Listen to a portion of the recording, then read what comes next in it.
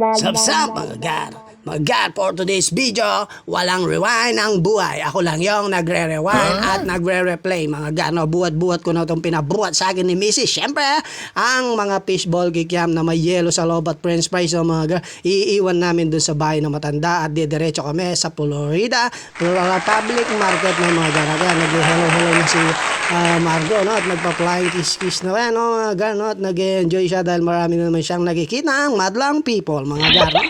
So yan mga gar, no, naglakad-lakad na kami papasok sa wet market ng Florida, no, mga gar, no. At syempre marami kang mabibili diyan, ha, murang-mura sa abot kaya, no, mga gar, no. Ayan, tignan nyo mga gar, no, yung paboritong almusal natin, yung tuyong-tuyo, no, mga gar, tuyong-tuyo yan, tapos yung mga saging saba, no, mga gar, ilaga mo lang yan, masarap na yan mga gar, tapos yung mga fresh buko, no, napakasarap niyan mga gar, no, at yung mga kakanin ni ate, no, ang sarap din niya. Mamaya babalik ako, nagpapabili ng kutsinta ang aking Tito Ren, at yan, no, mga gar, may mga kamoteng gapang sa amin yan, no, mga gar, at yan, dumire-diretso kami mga gar, no, at nandito na kami sa bilian ng mga karne-karne, no, mga gar, at ito ang pinakamalawak na hardware dito, no, mga gar, marami kang mapagpipilian na gulay dyan, no, pako, semento, graba, buhangin, no.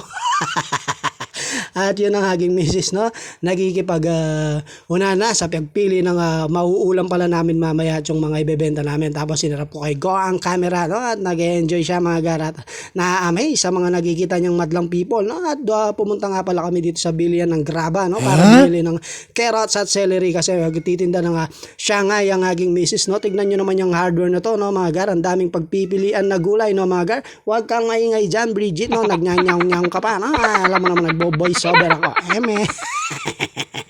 At yan, bumili ng kangkong na tanim ni King Kong ang aking misis. Tapos dumako kami dito sa bilian ng ABC Cement, no? What? Cement.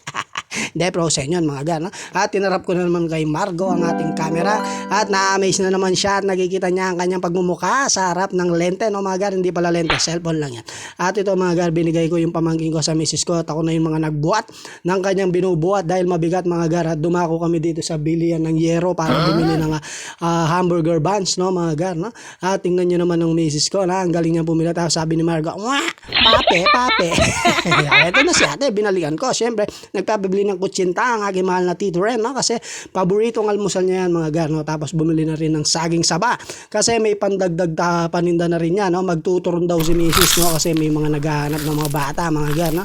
Matamis at masarap na turon ang gagawin ng aking misis, pero ako magpiprito mga gar, no?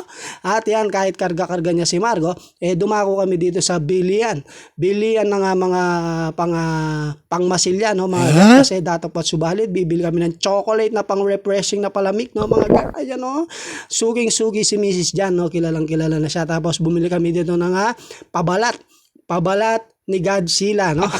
Ito na, hindi yung service namin yan, no? Nagkakamali kayo, ito ang service namin, yung BMW-D, no. At yan mga gano'n, naisakay na namin ng mga binili namin, no? Ang binili pala ng kapatid ko, binili ni Mrs., binili ko, binili ni Margo, tapos nakauwi na kami mga gano'n. Nadat naman namin si Apong Marjan, nakausap ang aking ama dahil pinag-uusapan nila ang kanilang mga biniling binhi na itatanim nila ngayong araw na ito ng mga gano'n. At ito na, at yun, tinignan ko sa Tito Ren, ang paborito niyang ginagawa ang pag-iwalay ng pabalat, no, mga gano'n. At ako naman ay pumunta sa likod bahay at nanungkit ng yabayas, no, yung bayabas, kasi yung ulamin namin ngayon, alam nyo na kung ano, pag may bayabas may tinola. Marami-rami na to mga gar, no? Pwede na to mga gar, no? At nagpapasalamat ako sa puno ng bayabas at binigyan mo ako ng matatamis na bunga. So yan mga gar, no? Na-prepare ko na ang ating lulutuin, sinigang sa kilikili ang ating sinigang sa kilikili ang ating lulutuin, no, mga gar. Tapos sinalang ko na, no, pinainit ko na yan, pinakulukulo ko pa yan, no, mga gar. So ngayon mga gar, no, nung dumating na yung pagkulukulo na ng mga bayabas, syempre isa-separate mo yan mga gar, no, ilalagay mo sa mangkok lahat ng bayabas, tapos pipigain mo yan mga gar, no, hanggang lumabas yung katas, yung lasa, tapos ilalaglag mo na sa kumukulong karne ng baboy, no, mga gar. Tapos syempre pag kumukulo-kulo na yan, lagay mo yung paboritong tinatanim ni King Kong, ang kangkong. May siling green na rin dyan na nakasama.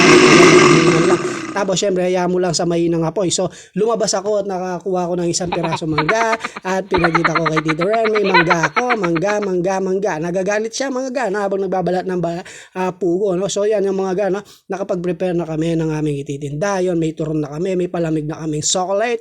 Nagre-ready na rin mag-bredo ng Shanghai ang aking misis. No, para pagdating ng mga mamimili, lalo na ang mga bata, syempre may naluto na, no, mga ayan, tingnan mo naman yung Shanghai ng misis ko, ang sarap niyan, no, laging hinahanap ng mga tao dito sa amin yan, kasi pwede ng ulam, merienda, at pinagpapapakbayan, at yan, nung nakauwi na ako, mga gano, pinagpawisan ako, at nangangatin ako, gusto ko nang maligo, no, mga pero hindi pa pwede, at yan, inaya ko ng kumain, si Tito Ren at ang aking anak, at sabay-sabay kaming tatlo, si misis ko, mamaya, pagdadala ko na lang ng pananghalian. Maraming salamat po, Eme.